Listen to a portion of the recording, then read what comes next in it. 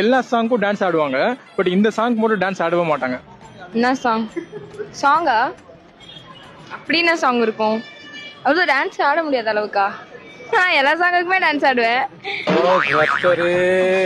டான்ஸே ஆட முடியாத பாடலா? அப்படி என்ன பாடல் யோசிச்சுட்டு இருக்கீங்களா? அது வேற ஒன்றும் இல்லைங்க, நம்ம இந்திய நாட்டோட தேசிய கீதம் தான். தேசிய கீதம் பாடப்படும் போது நம்ம யாருமே டான்ஸ் ஆட மாட்டோம், எல்லாமே வந்து ஒரு அட்டென்ஷன் பொசிஷன்ல இருப்போம். நம்ம நாட்டு தேசிய கீதத்தை திரு ரவீந்திரநாத் தாகூர் அவர்கள் எழுதினாரு. அவர் இது மட்டும் இல்ல, பங்களாதேஷோட தேசிய கீதமும் அவரால் தான் எழுதப்பட்டுச்சு. இது மொத்தம் 5 பத்திகளா இருக்கும். அதுல முதல் பத்தியை மட்டும் தான் நம்ம தேசிய கீதமா ஏத்துக்கிட்டோம். இது வந்து மொத்த பாடி முடிக்கிற கால அளவு பாத்தீங்க அப்படின்னா 52 வினாடிகள்.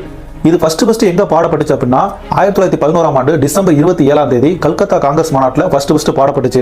அபிஷியலா 1950ஆம் ஆண்டு ஜனவரி 24ஆம் தேதியிலிருந்து இதை நம்ம நாட்டோட தேசிய கீதமா நம்ம வந்து ஏத்துக்கிட்டோம். சரி, உலகத்திலே நீளமான எழுதப்பட்ட தேசிய கீதம் கொண்ட நாடு அப்படின்னா அது கிரீஸ் தாங்க. கிரீஸ் நாட்டோட தேசிய கீதம் மொத்தம் 158 பத்தியில் இருக்கலாம். அதை முதல் 2 பத்தியில மட்டும்தான் அவங்க ஏத்துக்கிட்டாங்க. அதுக்கப்புறம் அதிக நேரம் பாடப்படுகின்ற தேசிய கீதத்தை கொண்ட நாடு அப்படின்னா உருகுவே தாங்க. அவங்க நாட்டோட தேசிய கீதம் பாடி முடிக்க மொத்தம் 6 நிமிடங்கள் ஆகுங்களாம்.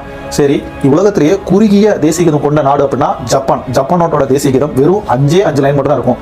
இந்த தகவல் உங்களுக்கு பிடிச்சிருந்துச்சு அப்படின்னா மறக்காம இந்த வீடியோ லைக் பண்ணிக்கோங்க. நம்ம சேனலை சப்ஸ்கிரைப் பண்ணிட்டு நம்மளை ஃபாலோ பண்ணுங்க. திரும்ப அடுத்த வீடியோல பார்க்கலாம்.